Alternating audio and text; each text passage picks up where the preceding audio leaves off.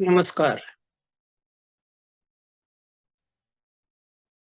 महाभारत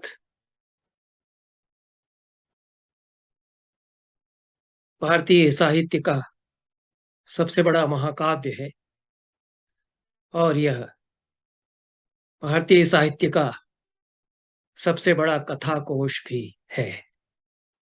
इसमें अनेक आख्यान और उपाख्यान समाहित हैं। महाभारत के एक उपाख्यान रामोपाख्यान पर इसके पहले YouTube के इसी चैनल पर मैंने एक वक्तव्य या व्याख्यान दिया है। रामायण की कथा राम कथा महाभारत में जिस प्रकार से बताई है और उसमें कुछ अनोखे प्रसंग भी हैं। पूरी कथा यद्यपि वाल्मीकि के रामायण के अनुसार है, पर कुछ अद्भुत अनोखे प्रसंग उसमें बिना मूल कथा में कुछ भी परिवर्तन किए आते हैं, जो बहुत मार्मिक भी हैं। इस पर मैंने चर्चा की है और भी सैकड़ों उपाख्यान महाभारत के भीतर हैं। उन पर क्रमशः महाभारत के उपाख्यानों के संदर्भ में इस श्रृंखला में चर्चा करेंगे। सबसे पहले तो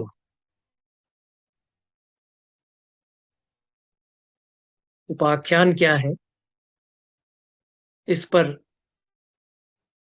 संक्षेप में मैं बात करूंगा।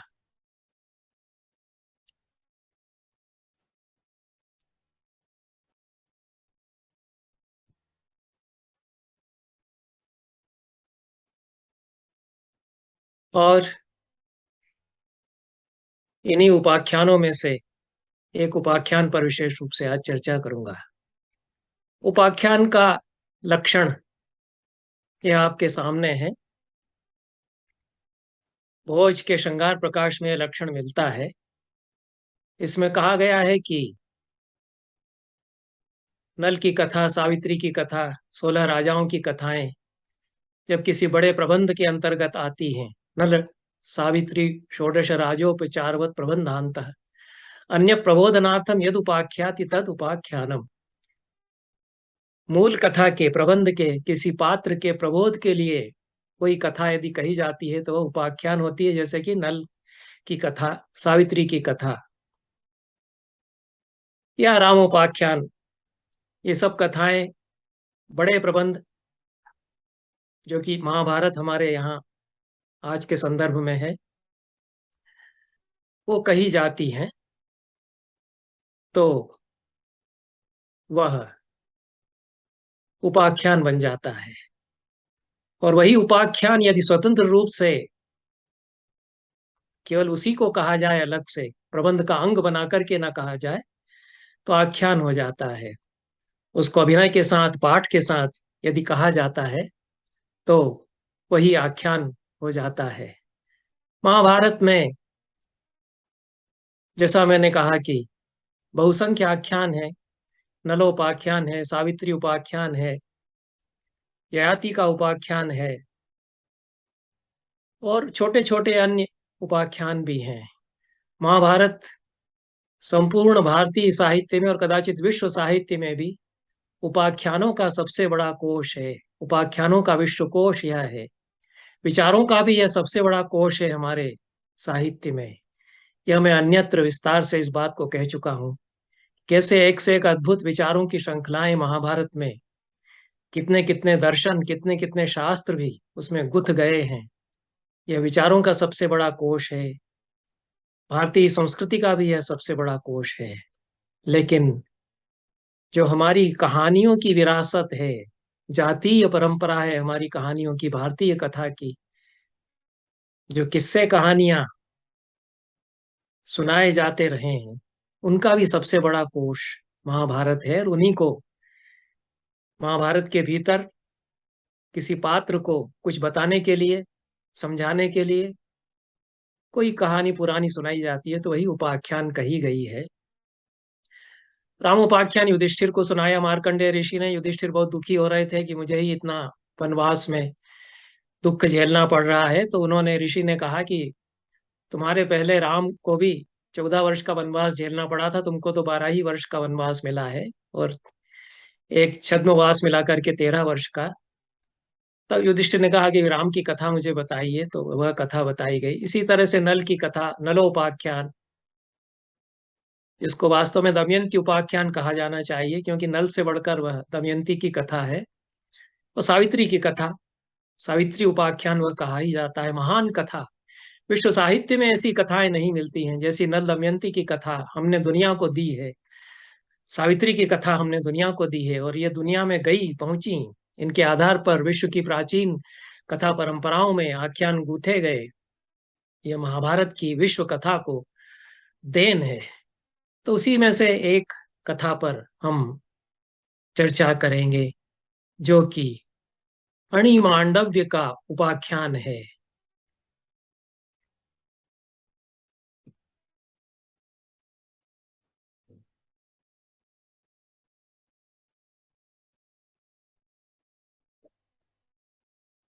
यह कथा महाभारत की निराली एक कथा है। अणि मांडव्य एक ऋषि है, उनकी यह कथा है। और यह राज्य प्रशासन और न्याय व्यवस्था के संदर्भ में बहुत ही महत्वपूर्ण विचार हमें देती है, जो कि बहुत विचारणीय है, आज भी बहुत विचारणीय है।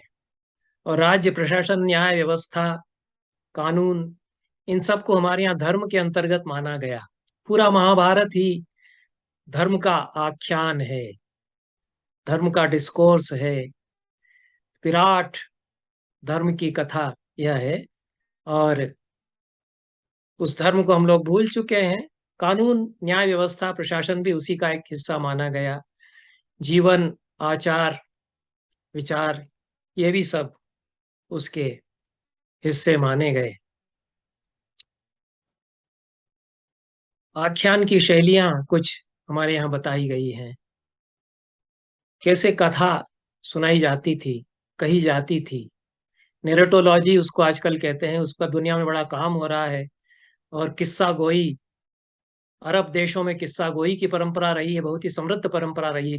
किस्सा कैसे सुनाना चाहिए, इसकी कला। तो हमारे यहाँ उसकी कई शैलियां, प्रविधि उसकी बनाई गई, उसको आकर्षक भी बनाया गया। शंख वलय शैली, जिसमें कि कहानी का जो चक्र है, कथा चक्र है, वो वर्तमान से अतीत और अतीत से फिर वर्तमान में आता है। शंख, उसके ऊपर कुछ धारियां होती हैं, वो ऊपर जाती हैं, नीचे आती हैं।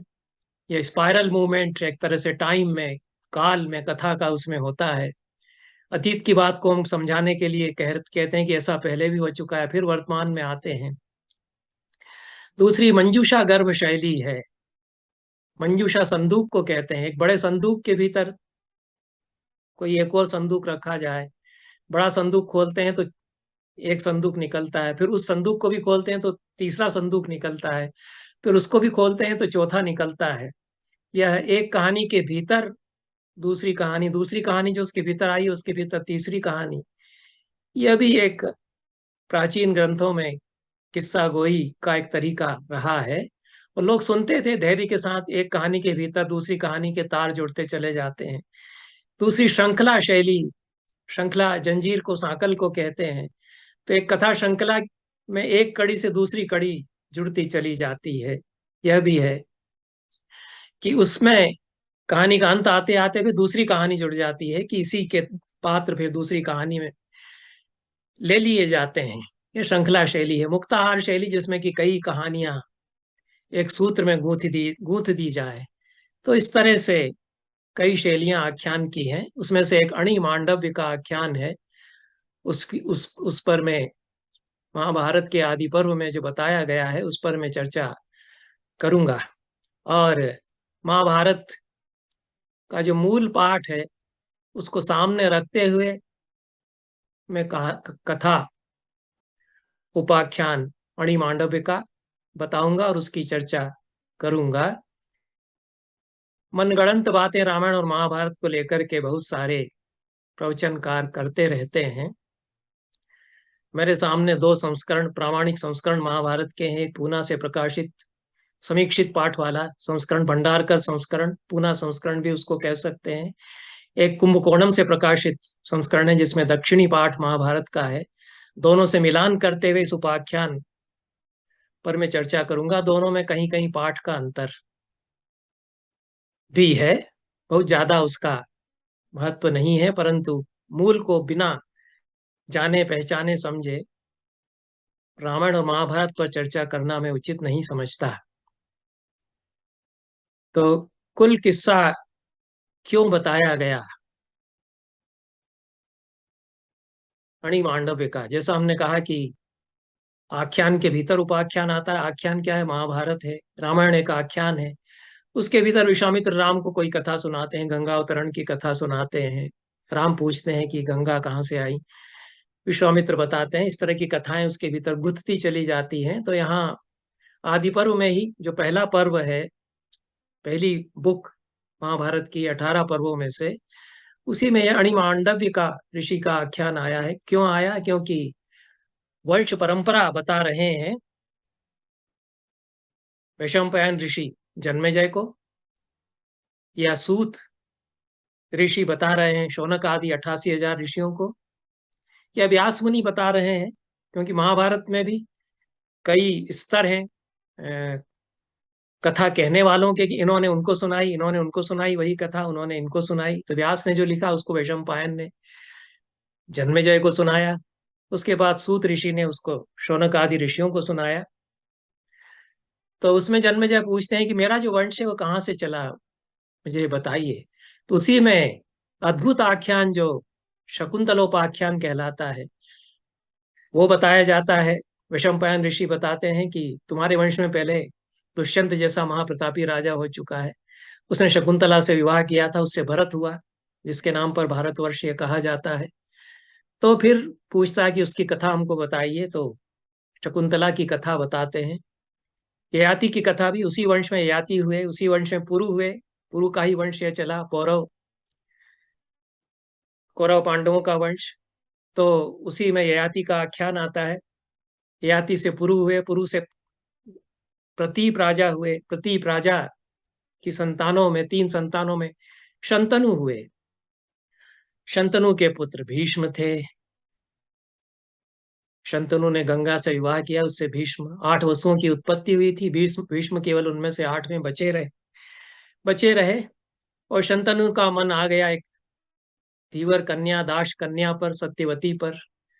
भीष्म ने किस तरह से विवाह कराया अपने पिता का, स्वयं अपनी तरफ से पहल करके बड़ा त्याग उन्होंने किया। आजन्म ब्रह्मचारी रहने की प्रतिज्ञा की, विवाह न करने की प्रतिज्ञा की। तो सत्यवती से शंतनु का विवाह उन्होंने कराया। सत्यवती और शंतनु की 2 संतानें हुई, चित्रांगद और विचित्रवीर्य। चित्रांगद एक युद्ध में मारे गए गंधर्व के साथ, और विचित्रवीर्य का विवाह कराया भीष्म ने, जो उनकी बड़ी अनोखी पद्धति थी कि वो काशीराज की 3 कन्याओं का अपहरण करके ले आए उनके स्वयंवर में से, अंबा, अंबिका और अंबालिका का। उसमें से अंबा ने कहा कि आप मुझे जबरदस्ती पकड़ कर तो ले आए, लेकिन मेरा तो प्रेम शाल्वराज से है, मुझे छोड़ दीजिए। तो भीष्म ने उसको छोड़ दिया। उसका बड़ा विचित्र फिर अनोखा प्रसंग हुआ। भीष्म से फिर शाल्वराज ने भी उसको ठुकरा दिया, अंबा को। तो भीष्म से बदला लेने के लिए उसने तप किया। अंबालिका, अंबिका और अंबालिका, ये 2 फिर रानियां विचित्रवीर्य की बनी। लेकिन विचित्रवीर्य भी बहुत अधिक भोगविलास करने के कारण क्षय रोग से ग्रस्त हो गए और उनकी मृत्यु हो गई। इनके कोई संतान भी नहीं हो पाई। तब सत्यवती ने अपने, जो कि औरस पुत्र तो नहीं थे लेकिन पुत्रवत थे, हालांकि सत्यवती की तो कदाचित आयु भी कम होगी, लेकिन अपने पुत्र या पुत्रवत भीष्म से कहा कि तुम विवाह कर लो। भीष्म ने कहा कि मैं तो विवाह नहीं कर सकता, मैंने प्रतिज्ञा की है। तब क्या उपाय होगा? तब ये उपाय बताया गया कि नियोग करा दिया जाए। सत्यवती को फिर व्यास की याद आई, जो उन्हीं की संतान थे, सत्यवती के पुत्र थे। पराशर से जन्म उन्होंने लिया। महर्षि व्यास, कृष्णद्वैपायन व्यास, जिन्होंने की महाभारत रची है, जिन्होंने वेदों का विभाजन किया, जिन्होंने 18 पुराणों का विभाजन किया, उनका स्मरण माता ने किया। वो आए, उन्होंने कहा कि तुम जो है एक देवर के रूप में नियोग करो। इन दोनों रानियों के साथ। व्यास तैयार हुए, उन्होंने कहा मैं 1 साल बाद आऊंगा, ये लोग तैयार रहें, मेरा तेज झेलने के लिए इनको तैयारी करना चाहिए। तो व्यास 1 वर्ष के बाद आए। बड़ी रानी अंबिका के शयन कक्ष में उनको भेजा गया। अंबिका उनके तेज को नहीं सहन कर पाई, उसने आंखें मूंद ली। तो इन दोनों के संयोग से जो संतान हुई वो जन्मांध संतान हुई। जब जन्मांध संतान हुई तो सत्यवती बहुत दुखी हुई, उसने फिर से बुलाया कि ये तो बच्चा अंधा निकल गया, अंधा तो राज्य नहीं करेगा, तो दूसरी रानी से नियोग करो। दूसरी रानी अंबालिका से उन्होंने नियोग किया। व्यास ने उसके शयन कक्ष में गए, उसने उनका तेज वो नहीं झेल सकी, और कुरूप भी थे, तेल पोता हुआ था, रंग काला था। तो उसने आंखें बंद कर ली, या तो घबरा करके या बीभत्स दृश्य के कारण। तो उससे जो संतान हुई वह पीलिया रोग से ग्रस्त हुई, पांडु नाम ही उसका पड़ा। तब सत्यवती फिर दुखी हुई, उन्होंने कहा कि ये तो दोनों संतानों से काम नहीं बना, तीसरी बार नियोग करो। फिर बुलाया व्यास को, तीसरी बार नियोग करने के लिए फिर भेजा गया अंबिका के शयन कक्ष में। अंबिका ने कहा कि मैं नहीं झेल सकती, वो ऋषि जो भी होंगे, और उसने अपनी दासी को भेज दिया अपनी जगह। दासी परम प्रमुदित हुई, व्यास ऋषि का मिलन उससे हो रहा है, उसने बहुत स्वागत किया। हर्षित होकर के ऋषि के समक्ष उसने अपने आप को प्रस्तुत किया। व्यास भी बड़े प्रसन्न हुए, पूरी रात्रि वो उसके साथ रहे, परम प्रसन्न होकर के उन्होंने कहा कि तुम्हारी बड़ी प्रतिष्ठा होगी, तुम अब होशियार होगी, आज से कोई तुम्हारे ऊपर दृष्टि नहीं डाल सकेगा, तो तुम्हारी संतान होगी, बड़ी धर्मात्मा होगी। तो वह अणिमाणव्य के शाप से विदुर ऋषि ने, महात्मना महामना विदुर ने उस दासी के गर्भ से जन्म लिया, ऐसा वैशंपायन जन्मेजय को बताते हैं। तब ये प्रश्न आता है, जन्मेजय पूछते हैं कि अणिमांडव्य का शाप कैसे मिल गया, और कैसे उनकी उत्पत्ति फिर हुई। तो ये आदि पर्व में जो वंश वर्णन है इतना बता करके, और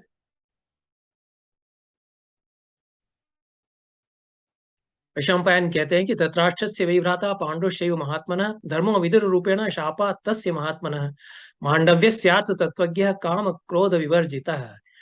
मांडव्य ऋषि के शाप से धर्म ने विदुर के रूप में अवतार लिया, धृतराष्ट्र और पांडु के भ्राता के रूप में। आदि पर्व के 101वें सर्ग में आरंभ में कहा गया, कुंभकोणम जो दक्षिणी संस्करण है उसमें 115वां संस्करण है। तब जन्मेजय पूछते हैं कि किम कृतम कर्म धर्मेण येन शापमुपेयिवान, धर्म ने क्या ऐसा कर्म किया था कि शाप उनको मिला। कस्य शापाच्च ब्रह्मर्षे शूद्र योनौ अजायत, वो कौन ब्रह्मर्षि थे जिनके शाप से शूद्र योनि में उसको रहना पड़ा। तो यहाँ धर्म को शाप दिया अणि मांडव्य ऋषि ने, या मांडव्य ऋषि ने, उसके कारण शूद्र योनि में दासी के गर्भ से उनको जन्म लेना पड़ा, यह वैशंपायन बताते हैं। और धर्म यहाँ पर एक देवता है। धर्म एक कॉस्मिक लॉ, यूनिवर्सल लॉ, वो सारी कानून की व्यवस्थाएं, प्रशासन की व्यवस्थाएं, जीवनचर्याएं, इनके अर्थ में भी आता है। और धर्म एक देव विग्रह भी है, कहीं कहीं यमराज से अभिन्न भी उनको बताया गया है। यहाँ पर भी यमराज और धर्मराज को एक ही माना गया है। नाट्यशास्त्र में यम और धर्म ये दोनों अलग अलग देवता हैं। तो ये धर्मराज को या धर्म देवता को शाप दिया हणिमांडव्य ने कि तुम शूद्र योनि में जन्म लोगे। तब उनको विदुर के रूप में अवतार लेना पड़ा। जन्मेजय पूछते हैं कि क्यों शाप दिया। तब ये अणिमांडव्य का उपाख्यान आता है। यहां तक हमने ये अणिमांडव्य का उपाख्यान किसके प्रसंग में कहाँ आता है यह बताया। अब अणिमांडव्य के बारे में वैशंपायन बताते हैं कि वो महान ऋषि थे, सारे देश में भ्रमण वो करते रहे, और जो स्थान उनको सबसे उत्तम लगा अपने आश्रम के लिए उसमें फिर वो जाकर के रहने लगे। जो कुंभकोणम या दक्षिण का संस्करण है उसमें थोड़ा सा वर्णन है कि कैसे वो सारे भारत में तीर्थों को देखते हुए घूमे, और फिर एक स्थान का उन्होंने चयन किया जो भंडारकर संस्करण है उसमें प्रक्षिप्तांश को निकालने का प्रयास किया गया है।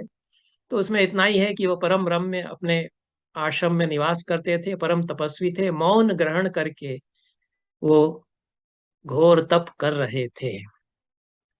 अणिमांडव्य ऋषि के बारे में ये वहां पर बताया गया है। उसके बाद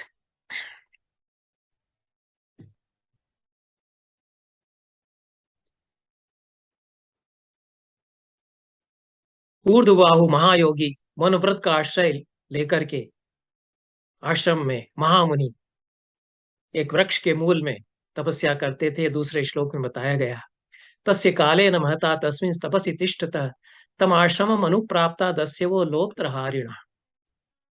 इस कहानी में 3 पड़ाव हैं। पहला पड़ाव यहाँ आरंभ होता है कि लोप्त्रहारी, लोप्त्र कहते हैं चोरी का माल, चुराया हुआ धन दौलत, चुराई हुई धन दौलत। लोप्त्र का हरण करके भागे हुए दस्यु भागते भागते उसके आश्रम में आ गए। गांव से किसी बड़े श्रेष्ठी के यहाँ से उन्होंने अच्छा हाथ साफ किया चोरों ने। भागे तब तक उनको रक्षियों ने, सिपाहियों ने, राजपुरुषों ने देख लिया। उनके पीछे पीछे राजपुरुष भी भागे, ये लोग भागे, भागते भागते गांव के बाहर ये उस आश्रम तक आ गए। अनुसार्यमाणा बहुवी रक्षिभिर भरतर्षभ, रक्षी लोग, आरक्षी लोग उनके पीछे लगे हुए थे। तामे वसतिम जगमुस्ते ग्रामा लोप्त्रहारिणा, चुराया हुआ माल लेकर के लोप्त्रहारी चोर उन ऋषि की बसती आश्रम में आ गए। यस्मिन नाव सथे शेते स मुनि संशित व्रत, व्रत धारण किए हुए मौन घोर तपस्या करते हुए उस आश्रम में वे ऋषि थे, वहीं वो लोग चोर लोग घुस गए। ते तस्यावसथे आवसथे लोप्त्रम दस्यवः कुरु सत्तम निधाय च भयालीनास्तत्रैव अनागते भले। रक्षी लोग काफी पीछे थे, तेजी से भागते हुए आए उस आश्रम में, और उसी आश्रम में कहीं पर उन्होंने झाड़ी झुरमुट में जो सारी धन दौलत थी वो छिपा दी, और डर करके वहीं पर वे छिप गए। उनको लगा कि ये सुरक्षित जगह है, ऋषि यहाँ बैठा हुआ तपस्या कर रहा है, शायद दूर से ही देख करके चले जाएंगे आरक्षी लोग, लेकिन ऐसा नहीं हुआ। तेषु लीने श्रथो शीघ्रम ततस्तद दक्षिणाम बलम, जब वो छिप गए तो पीछे पीछे पीछे भागते हुए पर रक्षियों का जो बल है, सेना की जो टुकड़ी है सिपाहियों की, वह भी आ गई। अब ये दबिश दी गई, इसका कथा में किस तरह से रेड वो डालते हैं या दबिश देते हैं। तो ये कानून की समस्या, अपराधी को पकड़ने की जो समस्या इस कहानी में आती है। और वो लोग पहुंचे, ततो अपश्यन स्तम ऋषिम तस्करानुगाह, तस्करों का, चोरों का पीछा करते हुए वो यहाँ पहुंचे और उन्होंने उन ऋषि को देखा। स्वाभाविक है कि ऋषि सामने हैं तो उनसे पूछेंगे। तो ये छठे श्लोक में आदि पर्व के 101वें सर्ग में बताया, 116वां सर्ग है कुंभकोणम संस्करण का। तम अपृच्छंस ततो राजंस तथा वृत्तम तपोधनम, उसी तरह से शांत मौन में लीन, समाधि में लीन बैठे हुए ऋषि से उन सिपाहियों ने पूछा, कतरेण पथा याता दस्यवो द्विज सत्तम, है ब्राह्मण, है द्विज सत्तम, किस रास्ते से चोर वो भागते हुए गए, बताओ। अब ये उनमें तो इतनी समझ होती नहीं है कि ये समझ जाए कि मौन धारण किए हुए ये नहीं बोलेंगे। उनको लगा कि हम राजा के सिपाही, हम पूछ रहे हैं, इसको बोलना चाहिए। जैसे सिपाही आज होते हैं पुलिस में, वैसे ही उस जमाने में भी होते थे। जिस तरह से कानून न्याय काम करता था उस जमाने में, वैसे ही आज भी करता है। तो तेन गच्छामहे ब्रह्मन् यथा शीघ्र तरम वयम, आप हमको जल्दी से बताइए, हम लोग पीछा करते हुए जल्दी से चले जाएं, ये उन्होंने पूछा। अब जैसा स्वाभाविक था, उन्होंने मौन व्रत ले रखा था।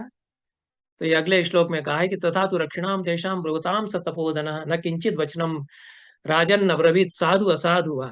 अच्छा बुरा बुरा उन्होंने कुछ भी नहीं बोला, वो पूछते रहे कि बता दो बता दो, वो शांत बैठे रहे।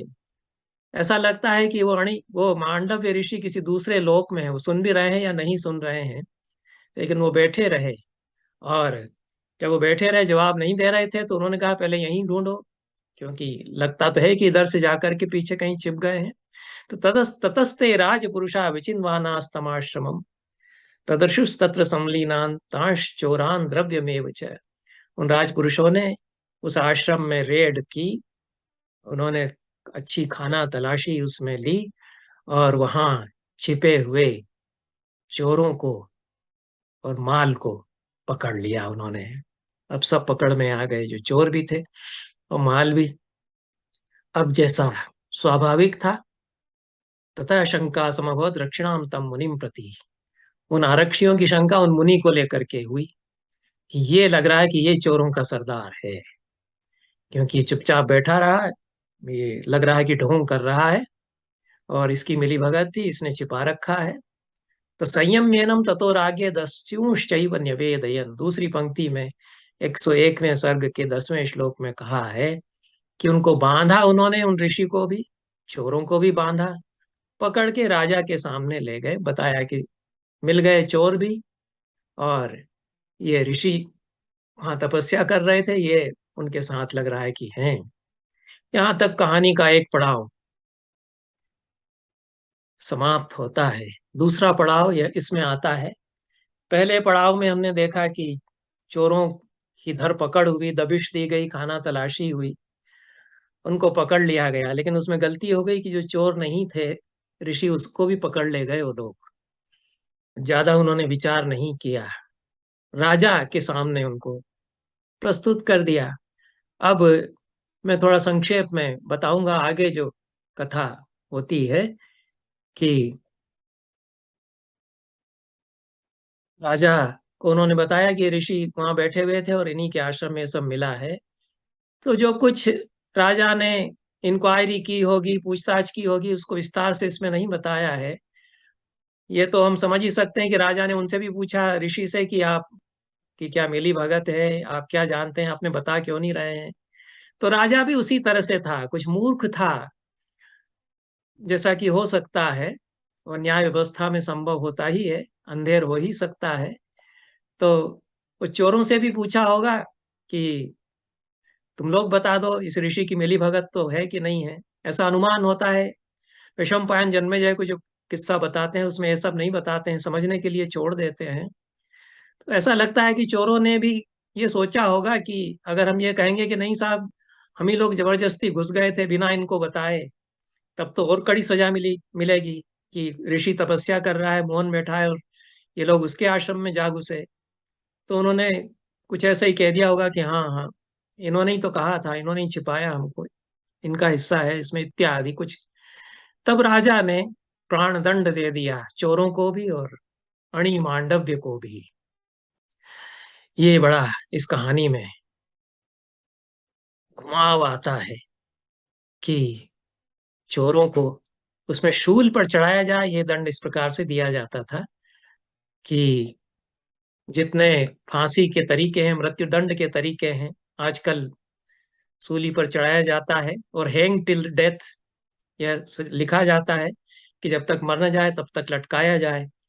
तो यह रस्सी पर लटकाने की भी व्यवस्था प्राचीन काल में थी। उससे ज्यादा सेफ और सुरक्षित और तत्काल प्रभावकारी तरीका यह है कि भाला, शूल जो है घोंप दिया जाए गले में, तो गले में आर पार शूल हो जाएगा, किस्सा खत्म होगा। तो सब चोरों के गले में शूल जो है ओतप्रोत कर दिया गया। ओतप्रोत शब्द उसमें आता है कथा में। आर पार हो गया तो मर ही जाएंगे। इनके मुनि पांडव्य जो थे, ऋषि जो थे, महातपस्वी, उनके भी कंठ में उन्होंने शूल ओतप्रोत कर दिया और वहां उनको छोड़ करके चले आए वहां कि मर जाएंगे। बाकी चोर जब मर गए तो उनकी तो लाशें उठा ली गई। इनको देखा कि ये तो नहीं, दिवंगत हुए हैं, जीवित हैं। अब ये बड़ा कहानी में ट्विस्ट आ गया, ये चक्कर इसमें आ गया कि कई दिन बीत गए। पांडव ऋषि, शूल में ओतप्रोत उनका कंठ है, बिधा हुआ है, घोपा हुआ है शूल उनके गले में, और वो वहां विराजमान, उसमें श्मशान में जहां ये सूली पर चढ़ाया जाता था, वहां वो विराजमान है। ये अंतिम श्लोक है यहाँ। शूलस्थ सतु धर्मात्मा काले न महता ततः निराहारो भी विप्रशिर मरणम नाभ्युपद्यत। वो धर्मात्मा विप्रषि शूलस्थ, उस शूल पर, शूल उनके गले में बिंधा हुआ है और वो टंगे हुए हैं उस शूल पर इस तरह से, और निराहार हैं, भोजन पानी का तो कोई प्रश्न ही नहीं। लेकिन मरणम नाभ्यपद्यत, मृत्यु को प्राप्त नहीं हुए वो। अब क्या किया जा सकता है? तो जैसा स्वाभाविक था कि सिपाहियों ने राजा को बताया, लेकिन उसके पीछे एक कहानी में एक बड़ी घटना हुई। ये कथा, इस कथा में कई जगत हैं, कई स्तर हैं। तो ये कथा अभी तक जो घट रही है आदि भौतिक स्तर पर घट रही है। जो हमारा संसार है, आंखों देखा संसार, उसमें सारी घटनाएं घटती हैं। और एक संसार इसके परे भी है, जहाँ घटनाएं तो घटित होती हैं लेकिन सामान्य लोग नहीं जान सकते हैं। तो एक एक घटना इस कथा में उस दूसरे स्तर पर घटती है, जिसको आदिदेविक स्तर कह सकते हैं। एक ऊंचा स्तर है जिसमें देवता उतर सकते हैं, जिसमें ऋषि पहुंच सकते हैं। तो ऋषियों ने देखा कि अणि मांडव्य, मांडव्य नाम है अभी तक उनका, अणि मांडव्य नाम बाद में पड़ा। तो मांडव्य ऋषि शूल में ओतप्रोत हैं और तपस्या वो वैसे ही करते जा रहे हैं। तो पता करना चाहिए कि इनकी ऐसी स्थिति क्यों हुई। तो जो ऋषि थे कुछ, वो उस श्मशान में पक्षी का वेश धारण करके और उनके पास पहुंचे। इसमें कहा गया है कि संतापम परम परमम जगमुर मुनयः तपसान्विता, दूसरे तपस्वी लोगों को बड़ा दुख हुआ कि इतने बड़े तपस्वी की ऐसी स्थिति हो गई।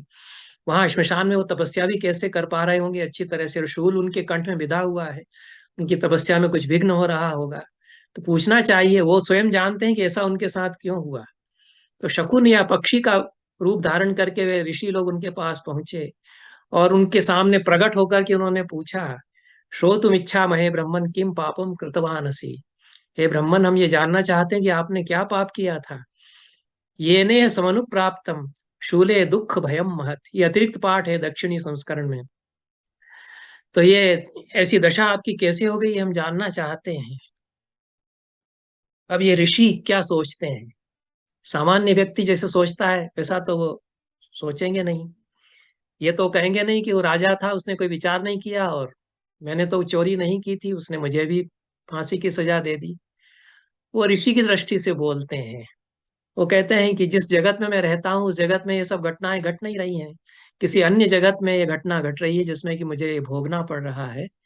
तो ततस्स मुनि शार्दूलस्तान उवाच तपोधनान, मुनि शार्दूल मुनि श्रेष्ठ मांडव्य ने उन तपोधनों मुनियों से कहा जो चिड़ियों का रूप धारण करके आकर के उनसे पूछ रहे थे, दोषतः कम गमिष्यामि नहीं मेन्योपराध्यति, मैं किसको दोष दूं, मेरे अलावा किसी का दोष नहीं है। लेकिन क्या दोष मेरा है यह भी उन्होंने नहीं बताया, क्योंकि उनको खुद ही मालूम नहीं था।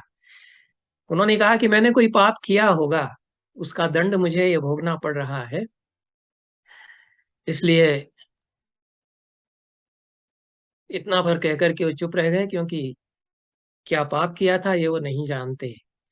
यहाँ ये एक आदि दैविक जगत में जो कथा चली जाती है, उससे फिर लौट करके ये फिर आदि भौतिक जगत में आती है, जहाँ वो सिपाही रक्षी लोग बताते हैं राजा को कि वो ऋषि तो जीवित हैं और उनके कंठ में भाला आर पार कर दिया गया था।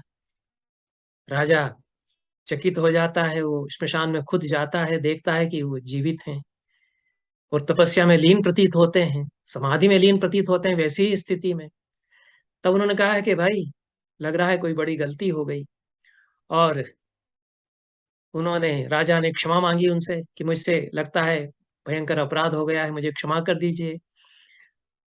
मणिमांडव्य कुछ देख सुन रहे थे कि क्या घटित हो रहा है, तो उन्होंने मौन रह करके ही कुछ प्रसन्न हुए, इस तरह की मुद्रा प्रकट की।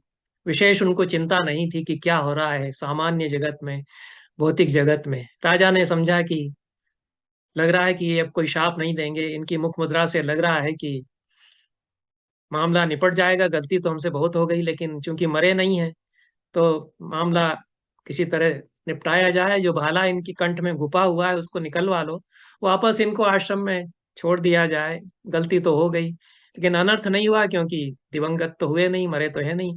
तो उसने कहा भाई भाला इनके कंठ से निकाल दो।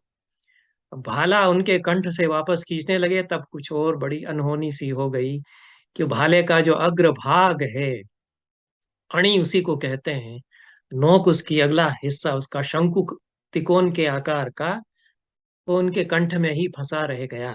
इतना तेज उनका कुछ था कि गल गया होगा कुछ उसका हिस्सा, तो उनके कंठ में वो फंसा रह गया और निकाले ना निकले।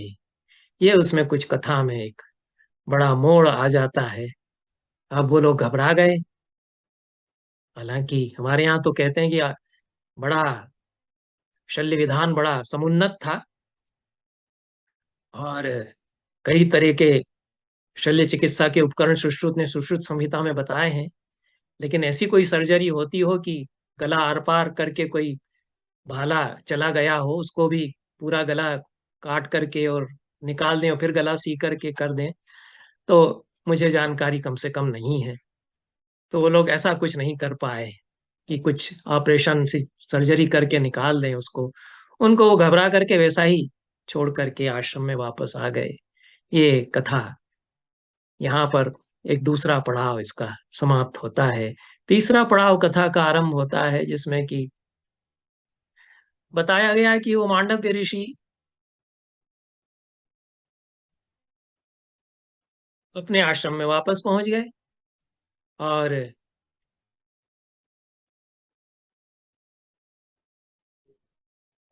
कंठ में उनके विंधा हुआ था अणि या तिकोना टुकड़ा शूल का। तो स तथांतर गते नैव शूलेन व्यचरन् मुनि कंठ पार्श्वांतरस्थेन शंकुना मुनि राचरत। कंठ के बाहर उनके बगल से वो निकला हुआ है उसका नोक, और गले में उनके फंसा हुआ है बाकी उसका हिस्सा। उसी तरह से वो विचरण करते रहे, तपस्या भी करते रहे। तपस्या इतनी घनघोर उन्होंने की कि उन्होंने जो ऊपर के लोक हो सकते हैं, इस हमारे आदि भौतिक जगत के ऊपर के जो लोक हैं, उन पर उन्होंने विजय प्राप्त कर ली। सचाति तपसा लोकान विजिज्ञे दुर्लभान परे। अपने अत्यंत घनघोर तप से उन्होंने अन्य ऊपर के लोकों पर विजय प्राप्त कर ली, उनमें वो जा सकते थे। और उनके गले में चूंकि अणी या भाले की नोक फंसी हुई थी, इसलिए अणी मांडव्य उनका नाम पड़ा। अणी मांडव्य इति च ततो लोकेशु कथ्यते। लोग उनको अणी मांडव्य ऋषि के नाम से जानने लग गए। तब एक बार उन ऋषि के मन में आया कि एक बात तो अधूरी रह गई जानने की थी। मुझसे कुछ बाकी ऋषियों ने भी आकर के पूछा था कि आपका क्या पाप था या अपराध था जिससे आपको यह श्मशान में शूल पर टंगे रहने की सजा भोगनी पड़ रही है। तो मुझे जानना चाहिए। तो धर्मलोक में चले गए जहाँ धर्म देवता का शासन है। तो सगत्वा सदनम विप्रो धर्मस्य परमार्थवित् आसनस्थम ततो धर्मम दृष्टोपालभत प्रभु। धर्मलोक में जाकर के धर्म को उन्होंने देखा कि विराजमान है धर्म देवता आसन पर, और उनको उन्होंने उपालंब दिया। उलाहना देते हुए पूछा, क्या पूछा कि किम नु तद दुष्कृतम कर्म मया कृतम अजानता। मुझे तो ज्ञान नहीं है कि मैंने कुछ दुष्कृत या पाप कर्म किया है, लेकिन किया होगा तभी सजा आपने मुझे दी, क्योंकि सजा तो आप देते हैं। तो कोई पाप कर्म कोई दुष्कृत मैंने किया होगा, अज्ञान में हुआ है मुझसे ऐसा लगता है। तो क्या मैंने कर दिया था? यस्ययम फल निवृत्ति रीदृशी आसादिता मया, जिससे कि मुझे यह ईदृशी फल निवृत्ति मया आसादिता, ऐसी फल निवृत्ति ऐसा परिणाम मुझे मिला, मुझे भोगना पड़ा। शीघ्रम आचक्षु में तत्व पश्चिम में तपसो बलम। मुझे तुरंत आप बताइए कि बात क्या है, तत्व बता दीजिए, अन्यथा मेरे तपस्या का बल देख लीजिए। ऋषि हैं वो भी धर्म के ही देवता को चुनौती देते हुए कह रहे हैं कि आप बताइए क्या मैंने गलती की या पाप किया। और नहीं बता पाएंगे तो फिर मेरी तपस्या आपको पता है। धर्म ने सब अपना पोथी पत्रा हिसाब उनके पाप पुण्य का देखा होगा, उसको सब देख करके विचार करके उन्होंने बताया, और उन्होंने ये कहा, धर्म वाच। वैशंपायन जन्मेजय को एक कथा सुनाते हुए कहते हैं कि धर्म ने अणि मांडव्य से कहा, पतंगिका नाम पुच्छेषु त्वेषिका प्रवेशिता प्रवेशिता। पतंगिक या चिड़ियों के पुच्छ या पिछले भाग में, इशिका मतलब तिनका, नुकीला तिनका, तुमने घुसाया। चिड़ियों के पीछे तुम एक नुकीली सींख घुसा दिया करते थे, जिससे वो चिड़ियां मर जाती थी। कर्मणस्तस्य ते प्राप्तम फलमेतत् तपोधन। हे तपोधन, उस कर्म का फल तुम्हें यह मिला है। और उन्होंने अपना जस्टिफिकेशन जो संगति भी उसकी बताई। उन्होंने कहा स्वल्पमेव यथा दत्तम दानम बहुगुणम भवेत अधर्म एवं विप्रशे बहु दुख फलप्रद। जिससे थोड़ा सा धर्म किया जाए, थोड़ा सा दान किया जाए तो विपुल पुण्य मिलता है। उसी तरह से थोड़ा भी अधर्म कर लिया जाए तो उसका फल तो दुख मिलता ही है। यह तो उन्होंने बता दिया कि अपराध यह था कि तुम सीख घुसा दिया करते थे चिड़ियों के पीछे हिस्से में, वो चिड़िया उससे मर भी गई। कस्मिन काले मया तत्तु कृतम ब्रूहि यथा यथम। अणि मांडव्य ने उनसे पूछा कि किस समय मैंने ये काम किया। तेनोक्तम धर्मराजे न बाल भावे तो या कृतम। धर्मराज ने कहा कि जब तुम बच्चे थे तब तुम ऐसा करते थे। जब बच्चे थे खेल खेल में कोई चिड़िया, आश्रम में चिड़ियाएं घूम रही हैं, पकड़ ली और एक के उसमें खेलते हुए खेल खेल में नोक घुसा दी।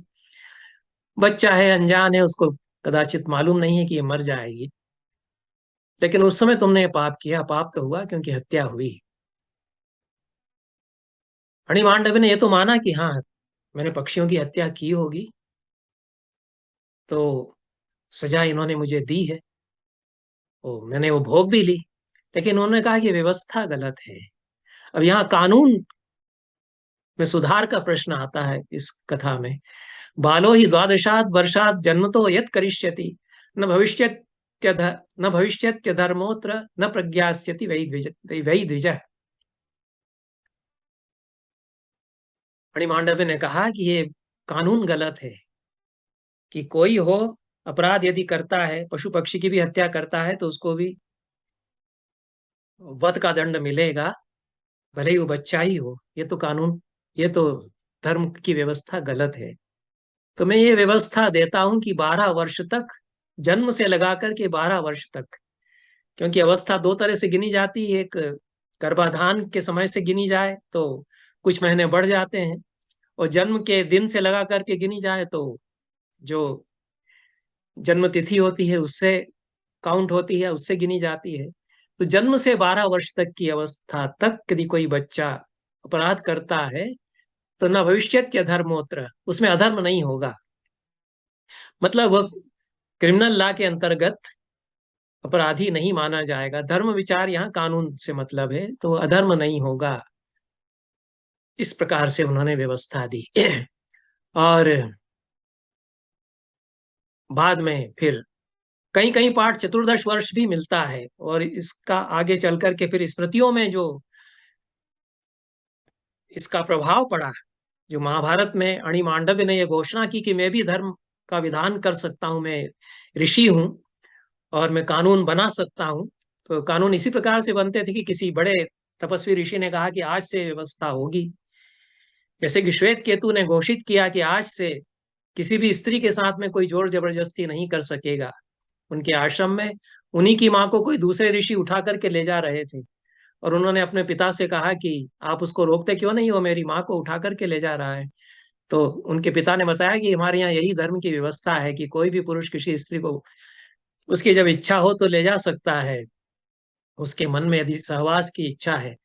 तो श्वेत केतु ने कहा कि यह कानून गलत है, यह धर्म गलत है। मैं व्यवस्था देता हूं कि आज से कोई भी पुरुष किसी स्त्री के साथ इस प्रकार की जोर जबरदस्ती नहीं कर सकेगा, उसकी इच्छा के विरुद्ध उसको नहीं उठा कर ले जा सकेगा।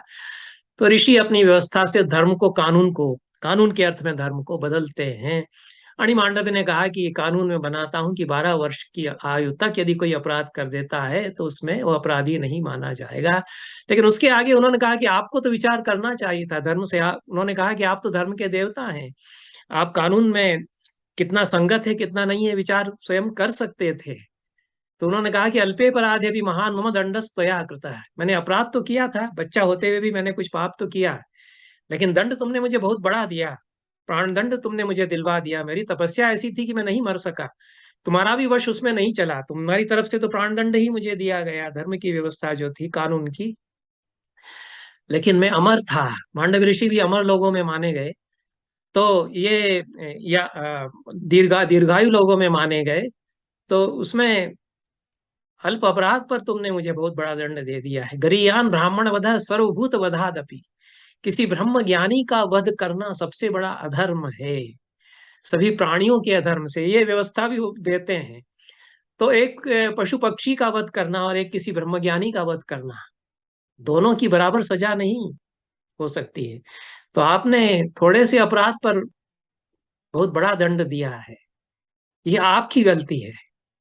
और आपने चूंकि गलती की है तो मैं आपको सजा देता हूं, तो शाप उन्होंने दे दिया। शूद्र योनौ अतो धर्म मानुष संभविष्यति मर्यादाम स्थापयाम्यद्य लोके कर्म फलोदयाम। ये पाठ फिर उसमें दूसरा भी आता है। ये जो ऊपर 12 वर्ष वाला पड़ा है, ये कुंभकोणम संस्करण का है।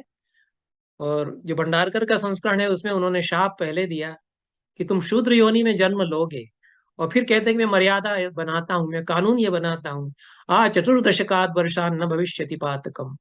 जो बच्चा कोई पातक करता है जन्म से लेकर के 14वें वर्ष तक, तो उसमें पाप नहीं माना जाएगा। 14वें वर्ष के बाद यदि वो कोई पाप करता है तो दोष माना जाएगा, फिर उसको क्रिमिनल लॉ के अनुसार दोषी माना जाएगा। हमारे यहाँ बड़े कानून हैं बलात्कार के लिए। उन्होंने कहा कि वो 18 वर्ष पूरे नहीं हुए हैं तो उसको सजा नहीं दे सकते, जुवेनाइल कोर्ट में भेज दो। हमारे यहाँ भी ये ज्ञानी ऋषि हैं, ये कह रहे हैं कि 14 वर्ष तक तो सजा नहीं दी जाए, लेकिन 14 वर्ष के बाद जानने लगता है, वो समझता है, तो क्यों नहीं सजा दी जानी चाहिए। और कितने भयंकर अपराध, हत्याएं हो रही हैं। उठा करके 12 साल का बच्चा स्कूल में भून देता है, 20-25 लोग ने, वो कानूनन उसको जुर्म नहीं माना गया। वो 50 तरह के इंटरनेट पर ब्राउजिंग करके सब कुछ जानता है, उसके मन में घृणा भर दी गई है ब्लैक लोगों के प्रति। हमने, समाज ने उसके संस्कार ऐसे कर दिए हैं, तो उसको कानून का डर नहीं रहा, और लोग उसके पीछे हैं जो करवाते हैं। तो ये जो समस्या आती है, हमारे यहाँ कम से कम 14 वर्ष की लिमिट तो, सीमा तो अणिमांडव्य ने बनाई, और दूसरे पाठ के अनुसार उन्होंने 12 वर्ष की कर दी। ये अन्य स्मृतियों में 12 वर्ष ही फिर माना गया। जो बाद में स्मृतियां लिखी गई उन्होंने अणिमांडव्य की इस कथा का अनुकरण करते हुए कहा कि 12 वर्ष तक अपराध बच्चा यदि करता है तो अपराधी नहीं माना जाएगा। उसके बाद जो अपराध यदि करता है तो वयस्क के ही समान उसको भी दंड दिया जाए, क्योंकि जानता समझता है। प्राणदंड का उसको डर होगा तो वो भी डरता है कि मृत्यु क्या होती है, वो डरेगा। तो ये जो इसमें कानून की समस्या इस कथा के द्वारा आती है। महाभारत धर्म, कानून के अर्थ में जो धर्म है, उसका भी सबसे बड़ा ग्रंथ हमारे यहाँ है। जितने कानून के दाव पेंच समस्याएं धर्म की उसमें विचार उन पर किया गया है, उतना कम ग्रंथों में मिलता है। बहुत बारीक समस्याएं जिनको बड़े बड़े अच्छे अच्छे ज्ञानी भी समझ नहीं पाते हैं, जिनका मर्म, तो उनको यहाँ पर उठाया गया है। तो ये इतनी कथा वैशंपायन बता करके कहते हैं कि ये कथा तुमने जो पूछा था कि मेरे पूर्वज एक विदुर जो हुए, जो कि अ, धृतराष्ट्र के भाई थे उस दृष्टि से, और दुर्योधन के चाचा थे। वो धर्म का अवतार कहे जाते हैं, और धर्म को अवतार लेना पड़ा दासी के गर्भ से। तो विदुर वैसे तो शूद्र की संतान है, लेकिन परम ज्ञानी, परम विचारक, बड़े दार्शनिक महाभारत में वो। और दुर्योधन को बहुत झिड़कते भी हैं, डपटते भी हैं। जब दुर्योधन से कुछ बोलते नहीं बनता है तो यही कहता है कि तुम तो शूद्र हो, तुम चुप रहो। ये शब्द वहां क्षत्ता उनके लिए आता है। तो ये कहानी उन्होंने बताई कि इस प्रकार से धर्म के अवतार के रूप में विदुर का जन्म हुआ, और वो क्रोध लोभ से विवर्जित, धर्म और अर्थ में कुशल, जो अर्थशास्त्र पूरा, जिसमें कि टाउन प्लानिंग है, लोक प्रशासन है, कानून की व्यवस्थाएं हैं, नगर नियोजन है, वैदेशिक नीति है, सब विषय आते हैं। इकोनॉमिक्स नहीं है अर्थशास्त्र।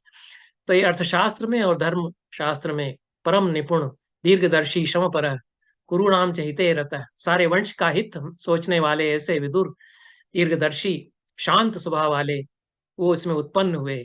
ऐसे आदि पर्व के अंतर्गत संभव पर्व में विदुर, धृतराष्ट्र, पांडु और विदुर के जन्म का आख्यान जो बताया, उसी के अंतर्गत ये कथा बताई गई है।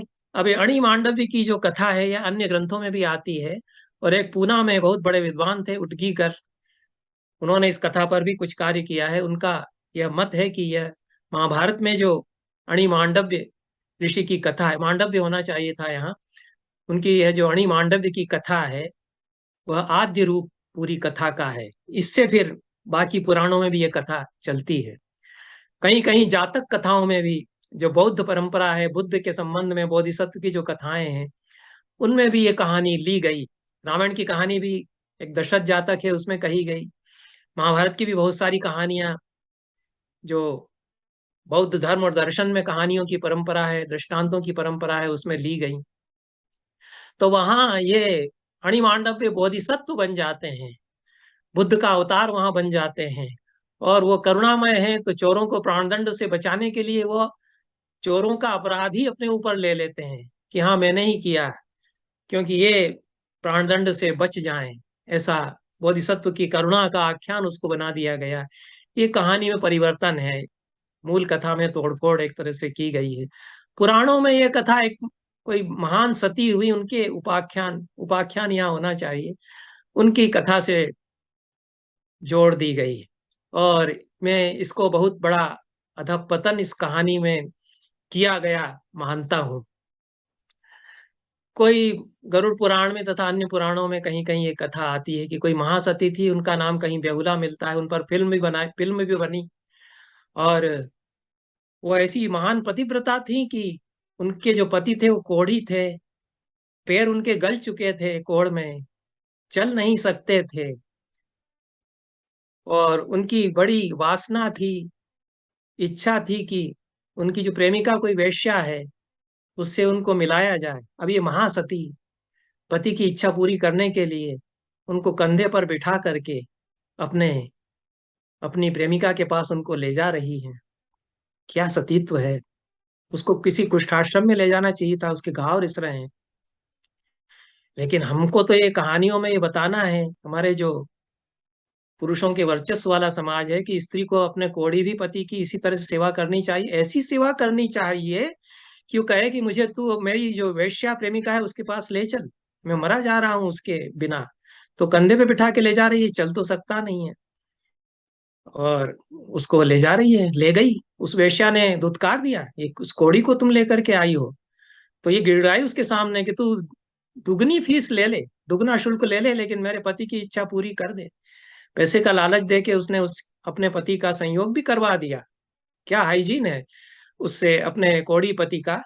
और उसके बाद वापस जब ला रही थी तो इस अणिमांडवी की कहानी को जोड़ दिया उन्होंने, पुराणकारों ने। पुराण महान साहित्य है हमारा, बहुत बड़ा इंस्टीट्यूशन पुराणों का। जनता को शिक्षित करने का काम पुराणों ने किया। लेकिन पंडे पुजारियों ने कहीं कहीं कथाओं में इस तरह के प्रसंग जोड़े हैं जो कि घृणित हो गए हैं। अणिमांडव्य जैसी महान ऋषि की महान कथा, जो कानून की धर्म की ऐसी समस्या उठाती है, उसको भी जोड़ना था इनको उससे, कि अणिमांडव्य को फांसी पर चढ़ाने के लिए ले जाया जा रहा था, और ये महासती उस प्रेमिका के घर से अपने पति को लेकर के चली आ रही हैं। उस जो कोढ़ी पति है उसका कुष्ठग्रस्त पैर उनके मस्तक से छू गया अणिमांडव्य के। तो अणिमांडव्य जो कि वहां तक तो शांत रहे, कुछ बोले ही नहीं, वो यहाँ बोल के उन्होंने उसको शाप दे दिया कुष्ठी पति को। कैसा भयंकर विध्वंस किया है, कथा का अनर्थ किया है। ऐसे महान ऋषि को भी गिरा दिया उसमें, ऐसे गटर गलीज में। मुझे बहुत लज्जा आती है इस तरह की कथाओं को पुराणों में। और हमारे जो धर्म के अवतार बड़े बड़े ज्ञानी लोग हैं, वो तन्मय होकर के ये कथाएं सुनाते हैं, जनता को इसी तरह से मूर्ख बनाया जाता है। तो ये कहीं कहीं जो अधपतन हुआ है हमारे समाज का, इसीलिए दयानंद ने घोर विरोध किया। दयानंद से भी मैं पूरी तरह सहमत नहीं हूँ कि पुराणों में कहीं कहीं ऐसे अंश जोड़े गए, लेकिन भागवत पुराण है, देवी भागवत है, विष्णु पुराण है, बड़े बड़े ज्ञानियों के द्वारा रचे गए हैं। ये महान साहित्य की हमारी विरासत है। लेकिन जब देखा कि लोग सुनते हैं पुराण के नाम पर कुछ भी हम बता दें इनको, तो ये अणिमांडव्य के आख्यान को, ऐसे महान तपस्वी के आख्यान को जो कि धर्म के रहस्य को उन्मिलित करती है कथा, उससे जोड़ देना, आप जो एक महासती की परिकल्पना कर रहे हैं उससे। और यही उन लोगों को इस तरह की कथाओं के द्वारा स्त्री समाज को भी दिमाग में उनकी धुलाई इस तरह से की जाती रही है कि हर तरह से तुम्हारा कर्तव्य यही है कि पति की सेवा करो, चाहे वो तुम्हारे ऊपर चाहे जितना अत्याचार करे उसको सहती रहो, यही उनको सिखाया जाता रहा। और कहते रहे पराशर कि कोढ़ी है, नपुंसक है, क्रिमिनल है, तो उससे स्त्री को अधिकार है कि वह मुक्ति प्राप्त करे, दूसरा विवाह करे। कहते रहे दूसरे स्मृतिकार जो खुद बड़े ऋषि हैं, वो पुराने हैं, प्राचीन हैं, जो ये पुराण लिखे गए हैं कुछ बाद में इनमें जो अंश जोड़े गए हैं उनसे, लेकिन वो सब अब कलयुग में लागू नहीं होगा। उनके हिसाब से तो कलयुग में संविधान में भी व्यवस्थाएं वो भी नहीं अब माननी चाहिए। ऐसे भी पति की सेवा सहन करती रहे नारी, यही उपदेश वो देंगे। स्त्री भले ही ना उपदेश इस तरह का दे, कोई स्त्री ने तो धर्मशास्त्र नहीं लिखा, स्त्रियों में भी तो गार्गी, अपाला, मैत्रेयी बड़ी बड़ी विदुषियां हुई, उन्होंने कोई व्यवस्था ऐसी दी हो तो फिर भी सोचा जाए कि वो स्त्रियां होते हुए ऐसा कह रही हैं, लेकिन हम उनको बताते आए कि तुमको ऐसा करना चाहिए। तो ये कथा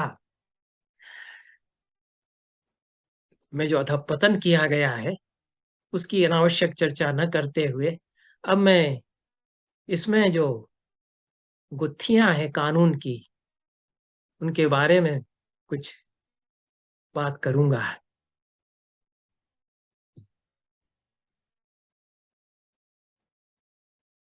और जो कुछ उसमें होता है कि वह सूर्य भी, वो अणिमांडव शाप देते हैं कि सूर्योदय होते ही तू मर जाएगा।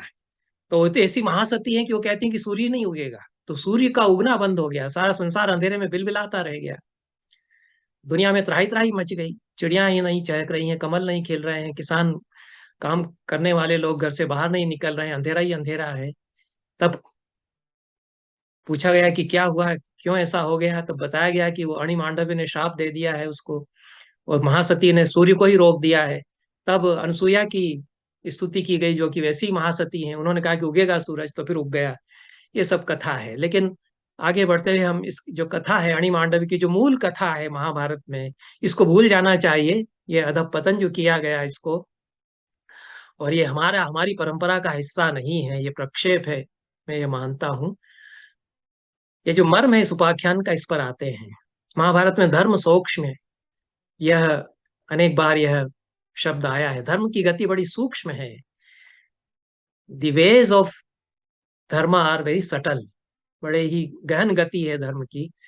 तो इसमें हम देखते हैं कि कानून या धर्म की व्यवस्था की दृष्टि से तीन बातें इस कथा में आती हैं। तो अपराधी की पहचान कैसे की जाए, उसमें गलती की गई, सिपाहियों ने गलती की, राजा ने गलती की, सही अपराधी को उन्होंने नहीं पहचाना। दंड विधान कैसे किया जाए, दंड विधान में गलती उन्होंने की, यह बात इससे सामने आती है। और दंड विधान में भी जो स्वयं धर्म है, धर्म के देवता हैं, कानून के देवता हैं हमारी परंपरा में, धर्मराज, उन्होंने भी गलती की। तो एक बड़ा ऋषि जो है उनको संशोधित करता है, दंड विधान में संशोधन करता है कि कोई बच्चा 5 साल का, 6 साल का, 8 साल का, यदि अज्ञान में अ, भोलेपन के कारण किसी चिड़िया की पंख पूंछ में पीछे के हिस्से में तिनका चुभो देता है, वो मासूम है, तो उसको प्राणदंड नहीं इसके कारण आगे चल करके दिया जा सकता।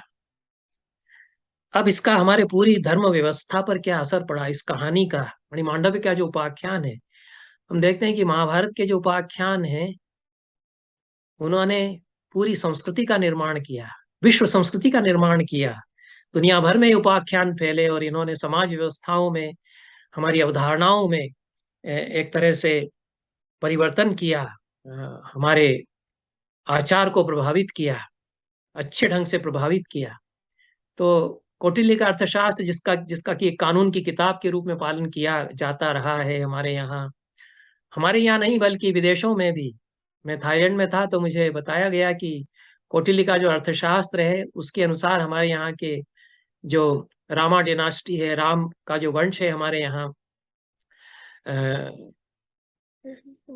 नवे राजा उस समय राज्य कर रहे थे जब मैं वहां पर था, राम नवम। तो उनके पूरे 8 जो रामवंशी राजा हुए हैं वो कौटिल्य के अर्थशास्त्र के अनुसार काफी कुछ विचार करते रहे हैं। तो पूरी दुनिया में कौटिल्य के अर्थशास्त्र की जो व्यवस्थाएं वो मानी गई। उसमें कुछ बातें सामने आती हैं कि कहीं कहीं अणिमांडव्य की कहानी को सामने रख करके कौटिल्य कुछ व्यवस्थाएं बना रहे हैं। यह चतुर्थ अधिकरण का 8वां सूत्र है, चतुर्थ अधिकरण के 8वें अध्याय में 6ठा सूत्र है। अचोरम चोर इति इत्यभिव्याहरत चोर समो दंड। कौटिल्य कहते हैं कि जो चोर नहीं है उसको चोर बताने वाले को चोर के समान ही दंड दिया जाए। चोरम प्रच्छाद यतश्च, जो चोर को छिपा रहा है उसको भी चोर के समान ही दंड दिया जाए। तो ये कानून राजा ने पालन किया। उसको ये लगा कि मांडव्य ऋषि ने चोर को छिपाया है अपने आश्रम में। लेकिन जो पहला है कि जो चोर नहीं है उसको चोर बताने वाले को वही दंड दिया जाएगा जो चोर को दिया जाता है। मैंने 5-6 दिन पहले एक वक्तव्य दिया है इसी चैनल पर, निंदा का स्वर्ग या निंदा का नरक। तो उसमें मैंने कौटिल्य के सूत्र को उद्धृत किया है कि जो लोग जो चोर नहीं है, हमारे समय के अच्छे विद्वान दार्शनिक विचारक हैं, उनको जो लोग चोर कह रहे हैं उनको फिर चोर के समान दंड दिया जाना चाहिए। और कौटिल्य बड़े ऋषि हैं, बड़े धर्म का विधान करने वाले हैं। उन्होंने तो यही कहा है कि जो अचोर को चोर कहेगा उसको चोर के समान दंड दिया जाए, मतलब प्राण दंड दिया जाए। तो जो मैक्स मुलर को कह रहा है कि वो यहाँ आकर के गीता चुरा करके ले गया, जबकि ऐसा नहीं हुआ था, यह एकदम प्रामाणिक बात है। और जो राधा कृष्णन को कह रहे हैं कि थीसिस पूरी उन्होंने नकल मार के चुरा ली थी, उन लोगों को वही दंड दिया जाना चाहिए जो कौटिल्य ने बताया है कि वो प्राण दंड उनको दिया जाना चाहिए। लेकिन आगे कौटिल्य कहते हैं कि चोरेणाभिशस्तो वैरद्वेषाभ्याम अपदिष्टक शुद्ध स्यात्। कोई चोर किसी को कह रहा है कि इसने भी चोरी की है, वो वैर के कारण कह सकता है, द्वेष के कारण कह सकता है, किसी अपदेश, किसी निहित स्वार्थ के कारण कह सकता है, तो वो तो शुद्ध माना जाएगा। ये उस राजा ने ये विचार नहीं किया कि कहीं ऐसा तो नहीं कि मानव्य ऋषि परम ज्ञानी महातपस्वी हैं, मौन है इसलिए नहीं बोल रहे हैं, और ये चोर लोग इनका कोई निहित स्वार्थ है कि हम भी इसको इन्वॉल्व कर लें। ये तो स्वाभाविक प्रवृत्ति होती है कि कोई सज्जन आदमी फंस जाए चोरों के बीच में, तो चोर उसको अपने साथ शामिल कर लेंगे कि इसको भी कम से कम हमको जो सजा मिल रही है इसको भी मिल जाए, उनको इसी में खुशी होती है। तो वैर के कारण, द्वेष के कारण या किसी अन्य कारण से, किसी दूसरी स्वार्थ की वजह से चोर आदमी किसी मासूम आदमी को फंसवा देता है, तब विचार करना चाहिए कहीं ऐसा तो नहीं है। ये कौटिल्य कहते हैं। विचार नहीं किया उस राजा ने, उसने छानबीन नहीं की, तो ये इन्वेस्टिगेशन होना चाहिए था। और जो डाउट की बेनिफिट, जो संदेह का लाभ दिया जाना चाहिए था, वो उसने नहीं दिया। चोरों को तो माल के साथ पकड़ा गया, ये तो प्रमाणित हो गया है। चोरों को आपने प्राणदंड दिया, ठीक किया। लेकिन मार्क, ये जो अणि मांडव्य ऋषि थे, ये तो अलग बैठे हुए थे पेड़ के नीचे। ये माल मत्ता इनके पास, इनके हाथ में तो था नहीं। इन्होंने तो नहीं कहा कि मैंने छिपाया और मैंने चोरी की है। तो ये छानबीन की जानी चाहिए थी। तब कौटिल्य कहते हैं अगले सूत्र में कि शुद्धम परिवासयतः पूर्व साहस दंड है। जो शुद्ध है व्यक्ति और उसको सजा दिलवाता है, उसको भी उसी तरह से दंड दंड दिया जाएगा। और इन्वेस्टिगेशन कैसे करना है इसको बताते हैं। उपकरण मंत्री सहाय रूप व्यावृत्ति करान निष्पादित। कई कई तरीके हो सकते हैं शंका यदि है कि चोरी इसने की है या नहीं। अब आगे कौटिल्य, जो मैं इसका अर्थ समझ रहा हूं कि कोई निर्दोष व्यक्ति को पकड़ करके आपने उसको कैद खाने में रख लिया, जैसा कि होता है आजकल कि उसको अंडर ट्रायल जेल में रखा जाता है। कभी कभी 20-20 साल तक लोग जेल में पड़े हुए हैं। बाद में प्रमाणित होता है कि कोई अपराध था ही नहीं, वो पकड़ लिया उनको और वो अंडर ट्रायल पड़े हुए हैं।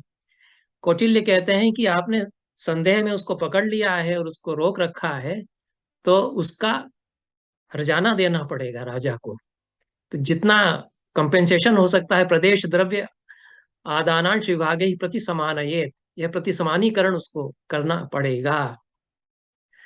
एतेषाम कारणानाम अनभिसंधाने विप्रलपंतम अचोरम विद्यात्। ये सारे कारण इन्वेस्टिगेशन कराने के बाद प्रमाणित हो जाए कि चोर नहीं है, तो उसको फिर मुक्त कर देना चाहिए और उसको हर्जाना भी देना चाहिए। आजकल तो नहीं दिया जाता, लंबी अवधि तक जेल में पड़ा रहा है। बाद में प्रमाणित हुआ कि नहीं था अपराध, गलत पकड़ लिया था, इसको कोई दूसरा आदमी था, उसकी जगह संदेह में पकड़ लिया, उसको छोड़ देते हैं, बड़ी कृपा करते हैं, लेकिन उसको कोई हर्जाना ऐसा दिया जाता मुझे ध्यान नहीं है। कौटिल्य लेकिन कहते हैं कि दिया जाना चाहिए। आगे चल के कौटिल्य इस कथा का संदर्भ देते हैं और वे इस कथा को भी उल्लेख इस कथा का भी उल्लेख वो करते हैं, लेकिन ऐसा लगता है कि कौटिल्य के समय तक इस कथा में कुछ परिवर्तन होता जा रहा है। तो एक रूप कथा का यह भी आता है कि अणिमांडव्य ने डर के मारे कह दिया कि हाँ मैंने चोरी की है। कौटिल्य कम से कम ये बताते हैं। ये लोक कथा में इस तरह का रूप इसका हो गया है कि किसी संत आदमी को पकड़ लिया। अब जो पुलिस का तरीका होता है कि उसको खूब धुनाई उन्होंने की, खूब उसको ठुकाई की, तो इतना वो डर जाता है कि वो सोचता है कि भाई मान लो कि हाँ मैंने किया है, कम से कम जो होगा भुगतेंगे, उसके बाद इनका जो थर्ड डिग्री मेथड है उससे तो छुटकारा मिले। तो ये पहले भी होता ही था, तो कौटिल्य इस बात को जानते हैं। तो कहते हैं कि कभी कभी ये भी होता है कि जो चोर नहीं है वो चोरों के बीच में शामिल कर लिया जाए, तो कभी घबरा करके वो कह देता है कि हाँ मैंने की थी चोरी।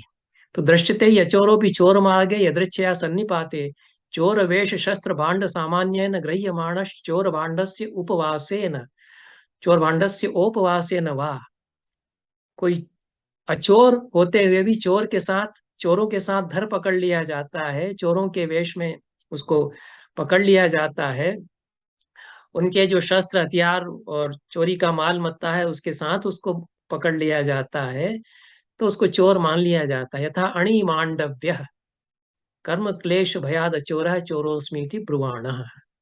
जिस तरह से अणि मांडव्य ने कर्म क्लेश के भय से, कौटिल्य उसका समाधान ये बताते हैं कि अणि मांडव्य को ये लगा कि मुझे अपने किसी पाप की सजा भोगना है जिसको मैं खुद नहीं समझ पा रहा हूं कि मैंने कौन सा पाप किया है, इसलिए मुझे कह देना चाहिए कि मैंने चोरी की।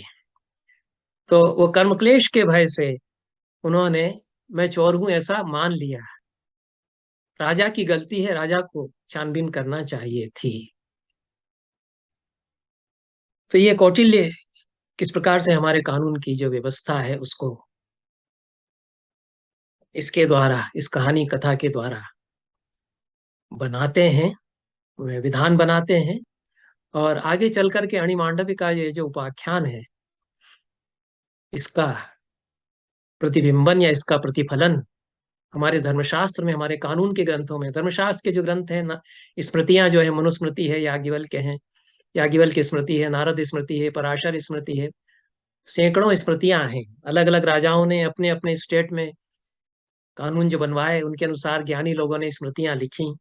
हमने मान लिया कि केवल मनुस्मृति ही एक है, यह भी बहुत बड़ी भूल थी। याज्ञवल्क्य भी बड़े ऋषि हैं, नारद भी बड़े ऋषि हैं, पराशर भी बड़े ऋषि हैं, बदली हुई स्थितियों के अनुसार ये कानून की व्यवस्थाएं बना रहे हैं। तो ये देखा जाना चाहिए था कि हमारे स्मृतिकार किस संदर्भ के लिए क्या कह रहे हैं। आगे चल करके नारद ने जो कहीं पर 12 वर्ष और कहीं पर 14 वर्ष की सीमा बाल अपराधी के लिए बताई गई थी, उसको 8 वर्ष कर दिया।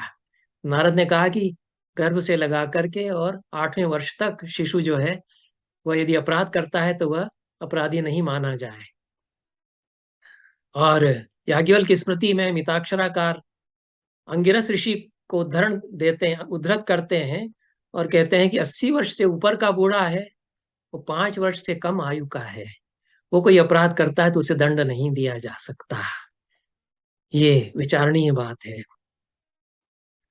आगे चल करके अनेक धर्मशास्त्रों में जो मैरिटल लॉ, जो विवाह संबंधी कानून की व्यवस्थाएं थी, उनमें भी आयु पर विचार किया, क्योंकि कई बार बाल विवाह कर दिया जाता था। मनु ने तो व्यवस्था दी है कि 9वें वर्ष में विवाह कर दिया जाए, ऋतुमती होने के पहले विवाह कर दिया जाए। और वो बच्ची है, उसका अपराध उसका विवाह कर दिया गया, और उसने कोई अपराध कर दिया है तो बालिका वधू है, तो उस पर भी ये नियम लागू होगा। ये विवाह पूर्व व्यवहार और वैवाहिक व्यवहार के प्रकरणों में भी ये जो आजकल किशोरावस्था में अपराध किया है या वयस्क अवस्था में अपराध किया है, इस पर विचार किया जाता है। इसका विचार हमारे धर्मशास्त्रों में किया गया है। इस प्रकार से अणिमांडव्य का यह आख्यान है। और महाभारत में जिस प्रकरण में यह आख्यान बताया गया, उस प्रकरण में तो वंश की परंपरा तुम्हारी कैसे चली, जन्मेजय को वैशंपायन ये बता रहे हैं। लेकिन यह धर्म का आख्यान है। धर्म को भी शूद्र योनि में अवतार लेना पड़ा, धर्म के देवता को भी, और कानून की व्यवस्थाएं बदलनी पड़ी। कानून किस प्रकार से बदला जाता है, बनाया जाता है, कानून का इम्प्लीकेशन और इम्प्लीमेंटेशन, कानून को लागू कैसे किया जाना चाहिए, इस पर भी विचार इस कथा में किया गया है। ये यहीं पर समाप्त करते हैं। बहुत बहुत धन्यवाद।